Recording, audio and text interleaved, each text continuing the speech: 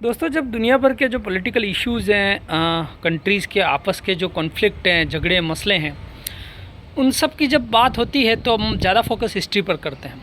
लेकिन हिस्ट्री के साथ साथ भूगोल भी, जियोग्राफी का भी इतना ही रोल है।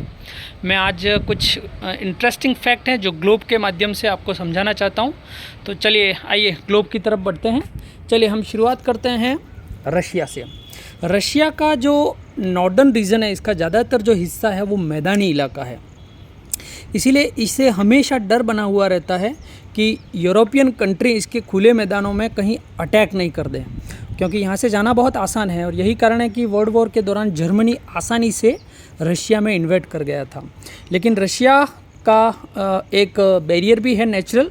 इसका जो वेस्टर्न और सदर्न रीजन है वो हिली रीजन है।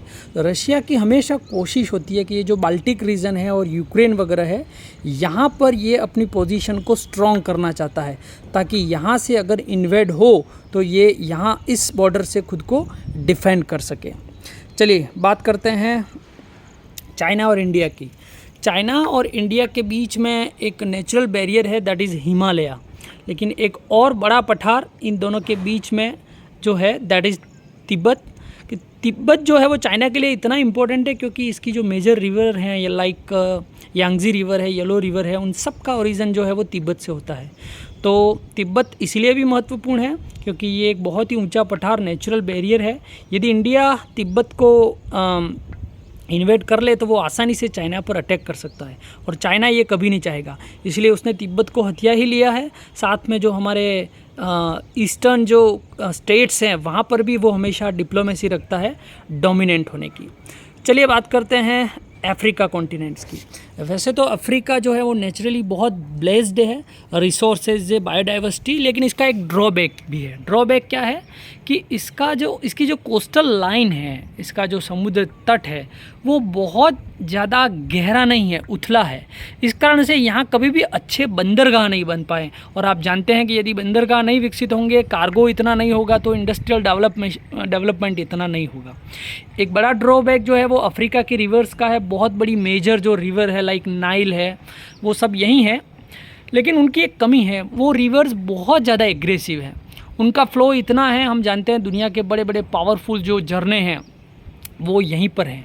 तो इनका फ़्लो इतना ज़्यादा है कि वो भी ट्रांसपोर्टेशन और कार्गो के लिए बेटर नहीं है। तो ये इसका बड़ा ड्रॉबैक है। जबकि हम यूरोपियन कंट्रीज़ की बात करें और अमेरिकन कॉन्टिनेंट्स की बात करें तो इनकी जो तटीय रेखा है, समुद्र के किनारे, वो इतने ज़्यादा गहरे हैं कि वहाँ पर बहुत बड़े बड़े बंदरगाह विकसित हो पाए। और यही कारण है कि इस रीजन में इंडस्ट्रियल रेवोल्यूशन हो पाया। चलिए बात करते हैं यूरोपियन कॉन्टिनेंट्स, जो जहाँ पर इंडस्ट्रियल रिवोल्यूशन हुआ। यूरोप का जो नदर्न हिस्सा है, ऊपरी हिस्सा, वो बहुत ज़्यादा फर्टाइल है हर दृष्टि से। यहाँ का टेम्परेचर अच्छा है, रेनफॉल अच्छी है, सॉइल अच्छी है, जो एग्रीकल्चर को सपोर्ट करती है। लेकिन इसका जो सदर्न रीजन है, ये जो ग्रीस का जो बड़ा इलाका है, वहाँ पर जो है वो रेनफॉल, टेम्परेचर, सॉइल, सारी कंडीशंस अच्छी नहीं है। इसीलिए ये रीजन जो है वो अपेक्षाकृत जो है वो कम विकसित हुआ है। चलिए बात करते हैं अमेरिकन कॉन्टिनेंट्स की। यदि इस ग्लोब में सबसे ज़्यादा सेफ़ कोई रीजन है तो वो अमेरिकन कॉन्टिनेंट्स है। कारण आप देख रहे हैं, एक तरह से वाटर जो है वो इसका नेचुरल बैरियर बनाता है। इसका एक तरफ देख सकते हैं अमेरिका अटलांटिक ओशियन से घिरा हुआ है, दूसरी तरफ जो है वो पैसिफिक ओशियन से घिरा हुआ है। कोई भी कंट्री आसानी से इसको इन्वेड नहीं कर सकती।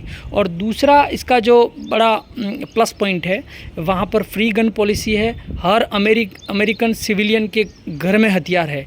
यदि इसको कोई इन्वेड भी करता है तो ये अपने घर में घरों की खिड़कियों से ये अपना जो है वो बचाव कर सकते हैं, अटैक कर सकते हैं।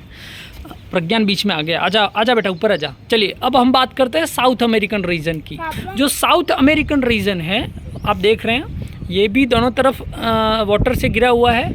और इसका जो ये रीजन है, जहाँ पर अर्जेंटीना, चिली, पेरू ये कंट्रीज़ हैं, इसकी सदर्न जो वेस्टर्न लाइन है वो वहाँ पर विश्व की सबसे बड़ी पर्वतमाला पाई जाती है, जिसको हम कहते हैं एंडीज़।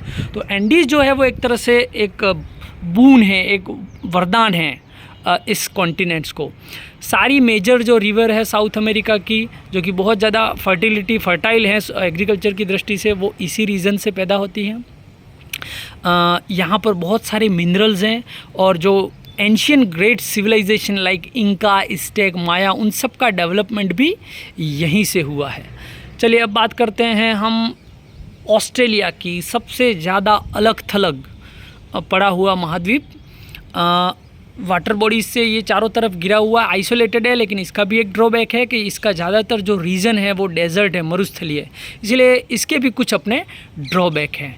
तो मित्रों, ये कुछ इंटरेस्टिंग फैक्ट हैं कि कैसे भूगोल जो है वो पॉलिटिक्स को डिसाइड करता है, जिसको जियोपॉलिटिक्स कहते हैं, और आगे भी डिसाइड करता रहेगा, क्योंकि हम जानते हैं कि अभी जो वर्ल्ड का सिनेरियो वो हमें ऐसा दिख रहा है, लेकिन आज से लाखों करोड़ों सालों बाद ये सारी प्लेटें खिसक कर पता नहीं कहाँ चली जाएगी। जैसे कि ये इंडिया है, कभी यहाँ हुआ करता था, ये खिसक कर यहाँ आ गया, और ये जो अफ्रीका है, जो अमेरिकन कॉन्टिनेंट्स है, इन सब की सिचुएशन बदलने वाली है आज से करोड़ों सालों बाद, जिसको हम कॉन्टिनेंटल ड्रिफ्ट थ्योरी कहते हैं। उसके बारे में कभी फिर चर्चा करेंगे। Thank you all.